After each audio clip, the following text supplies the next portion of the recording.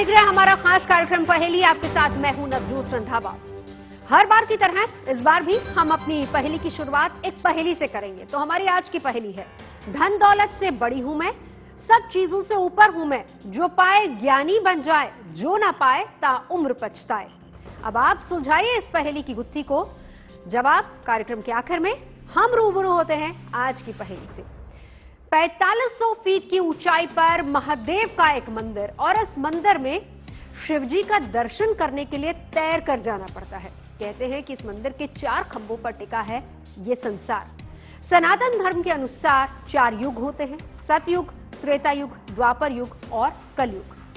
शिवजी के इस मंदिर के 4 में से 3 खंभे ढह चुके हैं। जी हां, अब सिर्फ एक ही खंभे पर टिका है ये मंदिर। कहते हैं कि जब ये 4था खंभा ढहेगा तब प्रलय आएगी, कलयुग समाप्त होगा और फिर से सतयुग की शुरुआत होगी।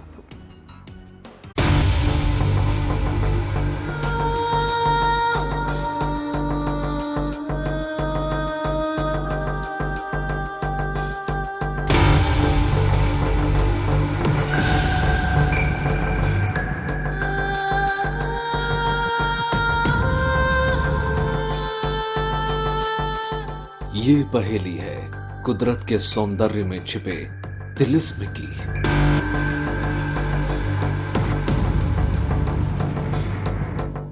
ये पहेली है पर्वत में बनी गुफाओं के जाल की।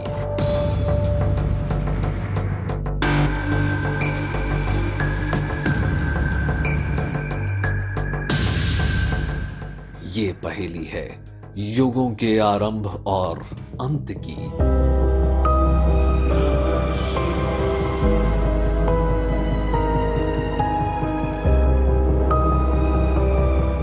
आखिर मंदिर के 4 खंभों से 4 युगों का क्या नाता है?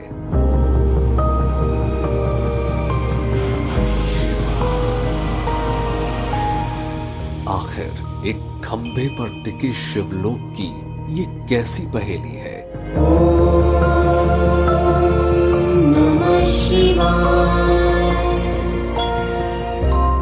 शिव, जिनका ना आदि है और ना ही अंत, जिनकी लीला अनंत है।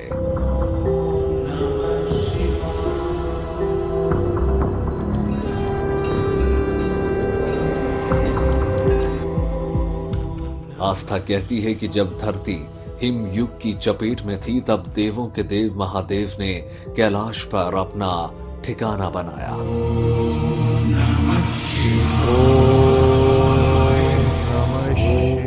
भारत में केदारनाथ से लेकर पंच केदार तक भोले बाबा के जितने भी पुराने मंदिर हैं, वो ज्यादातर पर्वत मालाओं की चोटी पर ही बने हैं। चाहे बाबा बर्फानी का अमरनाथ धाम हो या फिर कैलाश मानसरोवर का अलौकिक संसार, जहां जाकर एक दूसरी दुनिया में होने का एहसास होता है।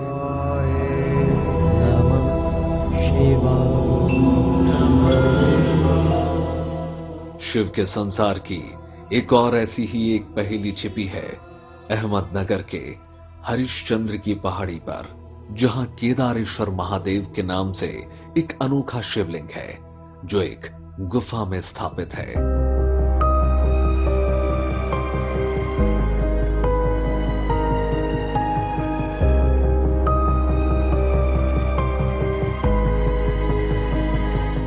हैरानी शिवलिंग की गुफा में स्थापित होने को लेकर नहीं है, बल्कि हैरानी की बात तो यह है कि इस शिवलिंग के जलाभिषेक के लिए आपको कुंड पार करके जाना होता है, जो बिना डुबकी लगाए संभव नहीं है।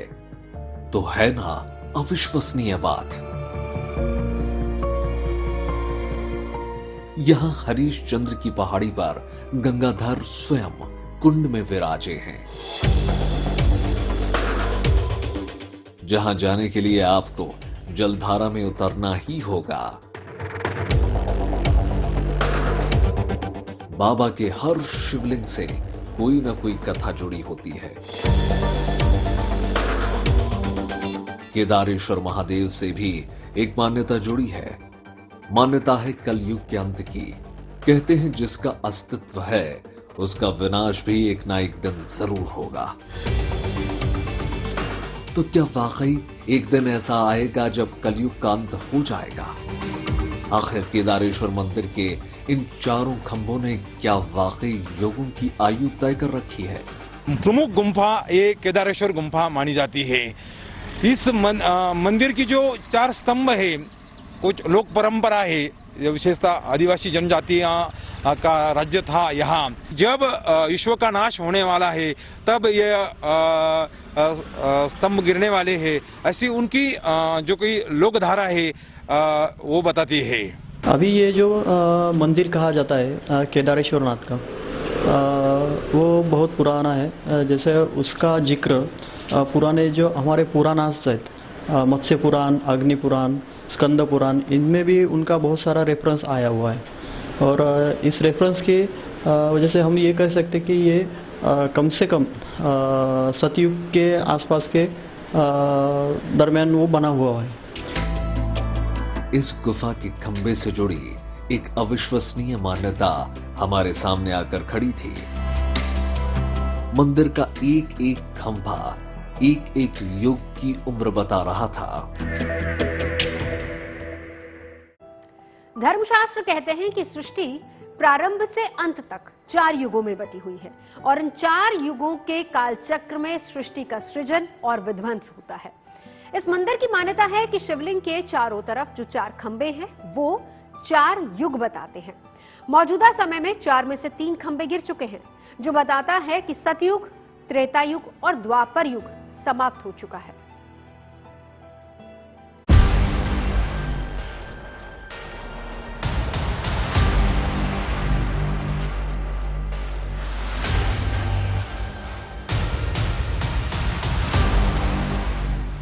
धर्म ग्रंथ कहते हैं कि धरती पर 4 युगों का चरण रहा है। हम आपको कलयुग के अंत की आस्था से जुड़े इस खंभे के बारे में विस्तार से बताएंगे, लेकिन पहले जान लेते हैं सनातन संस्कृति से जुड़े युगों के बारे में। सबसे पहले आता है सतयुग, जहां भगवान विष्णु के मत्स्य, कूर्म, वराह और नरसिंह ये 4 अवतार हुए थे और शास्त्रों में सतयुग की आयु 17,28,000 साल की गई है।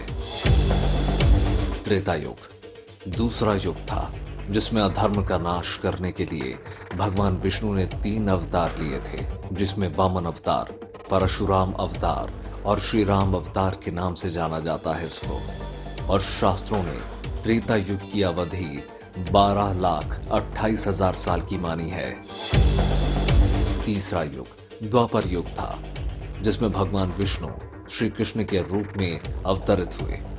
इस काल में श्री कृष्ण ने कंस का वध किया, महाभारत के युद्ध में गीता का उपदेश दिया। शास्त्र कहते हैं कि द्वापर युग का कालखंड 8,64,000 साल का रहा है। मान्यता है कि चौथे युग यानी कलयुग में पाप अपने चरम पर होगा। धर्म ग्रंथ कहते हैं कि कलयुग में भगवान विष्णु का कल्कि अवतार होगा, जो दुष्टों का संहार करेगा और कलयुग की उम्र 4,32,000 साल मानी गई है। तो क्या वाकई कलयुग की अवधि पूर्ण होने पर केदारेश्वर गुफा में बने शिवलिंग का चौथा स्तंभ गिर जाएगा? हम ऊंचे ऊंचे पहाड़ों, गढ़ों के लिए मशहूर महाराष्ट्र में थे, जहां कभी मराठा साम्राज्य की तूती बोलती थी। शिवाजी राजे का भगवा पताका फहरता था। जब हम पहाड़ी के खतरनाक रास्तों से गुजर रहे थे तो हमें हर जगह ट्रैकर्स का समूह नजर आया, जिनका जज्बा सिर्फ इन विशाल चोटियों को फतह करना होता है। जबकि कुछ लोग यहां ध्यान लगाते भी दिखाई दे रहे थे। ट्रैकर्स के साथ हम भी पहाड़ी पर चढ़ रहे थे। तब पहाड़ों के दुर्ह को देखकर हमें राजाओं की व्यूह रचना साफ दिखाई दे रही थी। इन दुर्गम पहाड़ियों को देखकर समझा जा सकता था कि इन्हें जीतना कितना दुश्वार होता होगा। एक तारामती पीक है, उसके बाजू में एक बाले किला बोल के जो मेन किला बोलते हैं उस गढ़ का, तो वो भी वहाँ पे है। उसी के पास जैसे कोकन कड़ा है, कोकन कड़ा के एक बाजू में जाने के बाद एक रोहिदास किला भी है, जो एक्चुअली इनका ऐसा कुछ रिलेशन नहीं है, पर इसके आसपास जो है वो एक रोहिदास किला भी है। और हरिश्चंद्रगढ़ जो है उस पर चढ़ने के लिए जैसे बोला जाता है कि अराउंड एक 18 मार्ग है या तो फिर 22 मार्ग है, ऐसे कुछ बोला जाता है। ये पहाड़ियां कोकनकड़ नाम से मशहूर हैं क्योंकि इस चट्टान का मुंह पश्चिम की ओर है और कोंकण इलाका यहां पर है, इसलिए इसे ये नाम दिया गया। इस चट्टान से एक अजूबा जुड़ा हुआ है। ये चट्टान न केवल खड़ी है बल्कि ऊपर की ओर लटकी भी हुई है। अब जहां की घाटी में धुंध होती है और सूरज निकलता होता है तो यहां पर गोलाकार इंद्रधनुष बन जाता है।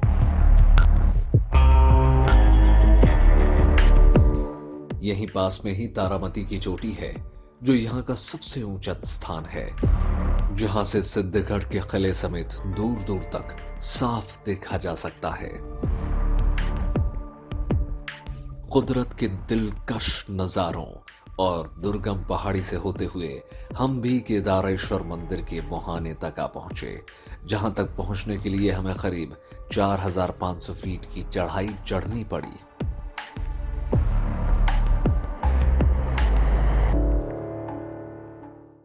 दावा ये किया जाता है कि हरिश्चंद्रगढ़ और केदारेश्वर शिवलिंग का जिक्र अग्नि पुराण, स्कंद पुराण, मत्स्य पुराण और पद्म पुराण में मिलता है, जबकि ऐसा कहा जाता है कि इस हरिश्चंद्रगढ़ का निर्माण 6वीं शताब्दी में कलचुरी राजवंश के दौरान हुआ था। दावा किया जाता है कि यहां बनी ये गुफाएं 11वीं सदी की हो सकती हैं।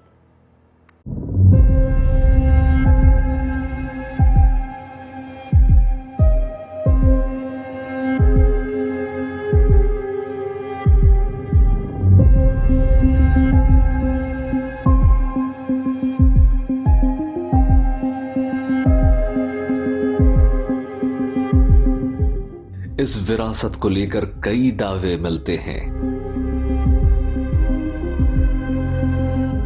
शिलालेख और तामपत्रों में कलचुरी राजाओं और राष्ट्रकूट शासकों के होने के प्रमाण मिलते हैं। कहते हैं यहां पर कोली जनजातियों का भी दबदबा रहा, जो महादेव को कुल देवता के रूप में पूजते थे। बताया जाता है कि मुगलों के आने से पहले किले पर उनका ही वर्चस्व था।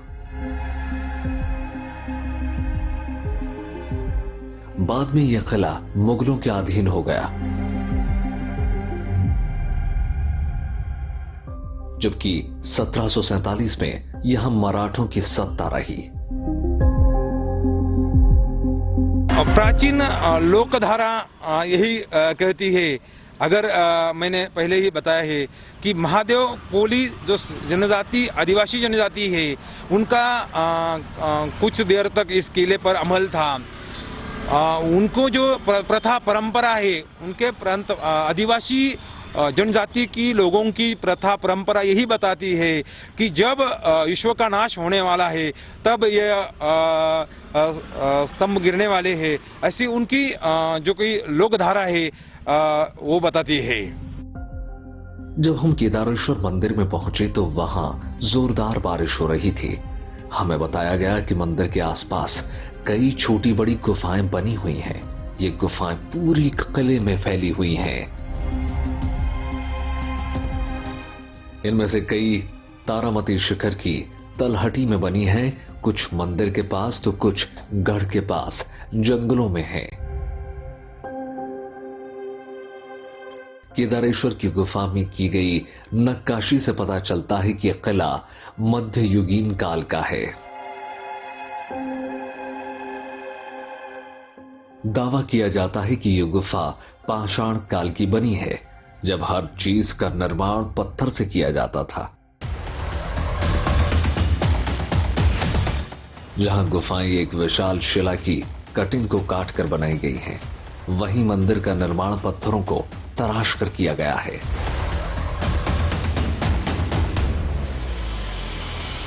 हमें इस किले में सप्त तीर्थ या विष्णु तीर्थ है, हरिचंद्रेश्वर टेम्पल है, ये आकर्षण के जो कोई स्थल है इस किले में वो उसमें केदारेश्वर के वो बहुत बड़ा आकर्षण का स्थल है और उसे धार्मिक दृष्टया बहुत बड़ा महत्व भी है। मैंने अभी बताया पुराण ग्रंथों में इसका जिक्र किया गया है। गुफा मंदिर में 2 शिलालेख दिखाई देते हैं, जिसका अवलोकन करने पर इसके 11वीं शताब्दी में बना होने के प्रमाण मिलते हैं। एक शिलालेख की हालत पढ़ने लायक नहीं है, जबकि दूसरा शिलालेख कहता है कि यहां कुलचरी राजा भोग शक्ति का शासन था, जबकि यहां लिखा ताम्रपत्र कहता है कि यहां राष्ट्रकूट राजाओं ने गुफा मंदिर बनवाए थे।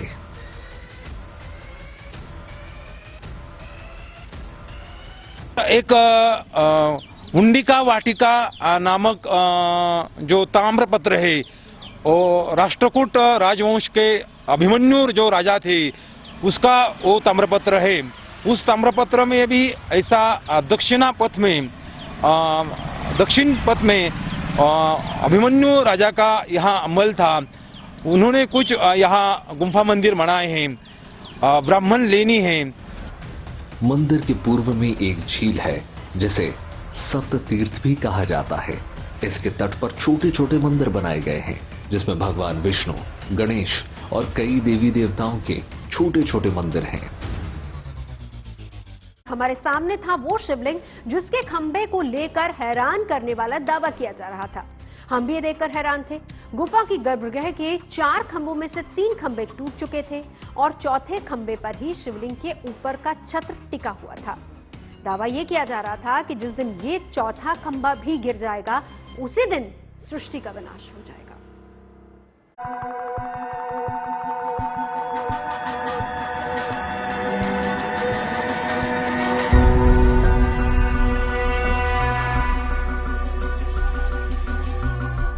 हमारे सामने वो विशाल शिवलिंग था जो करीब 5 फीट ऊंचा था, जो पूरी तरह से पानी से घिरा हुआ था।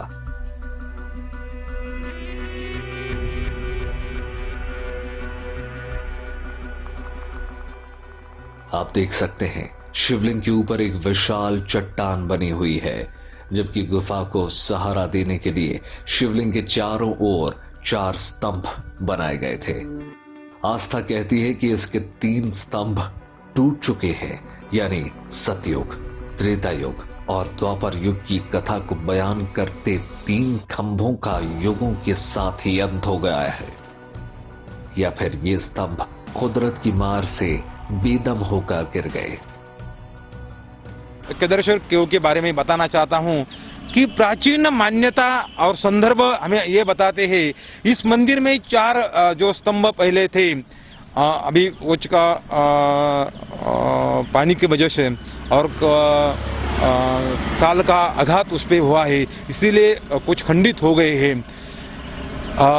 धर्मशास्त्र के अनुसार ये 4 स्तंभ हमारे युग के प्रतीक देखा जाते हैं।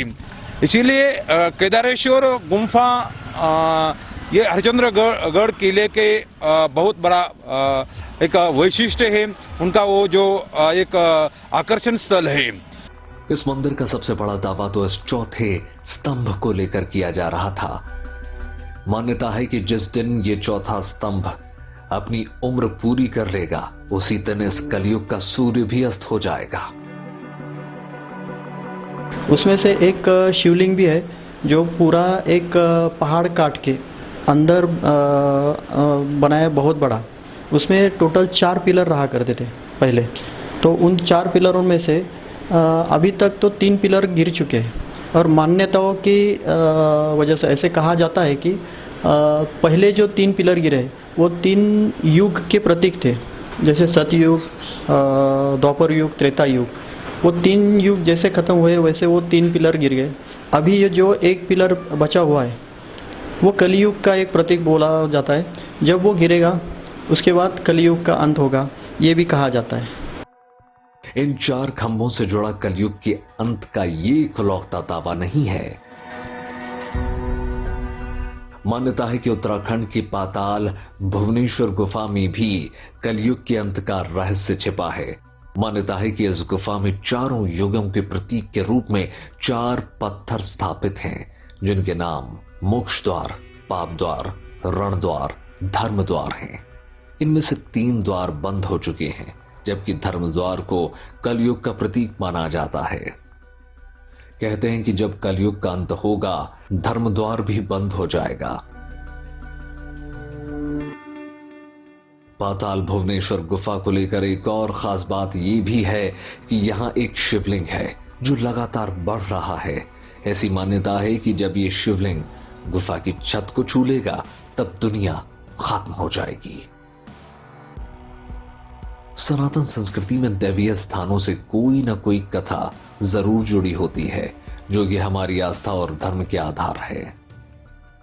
धर्म ग्रंथ, शास्त्र और आस्था कहती है कि इस धरा पर 3 युगों का अंत हो चुका है। तो क्या वाकई एक दिन इस केदारेश्वर गुफा में बने खंबे के गिरते ही कलयुग का भी अंत हो जाएगा? ये कोई नहीं जानता। अहमदनगर के केदारेश्वर गुफा मंदिर से रोहित वाल्के की रिपोर्ट, गुड न्यूज टुडे।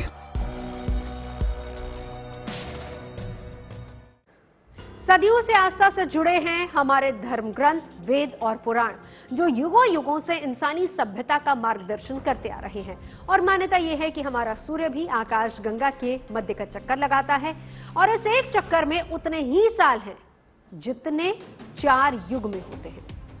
तो थी ना ये दिलचस्प पहेली।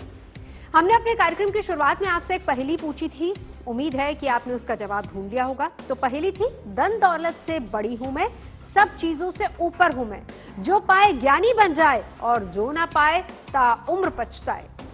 इसका जवाब है शिक्षा। तो आज की पहेली में अभी के लिए बस इतना ही। देश और दुनिया की तमाम अच्छी खबरों के लिए आप देखते रहिए गुड न्यूज टुडे।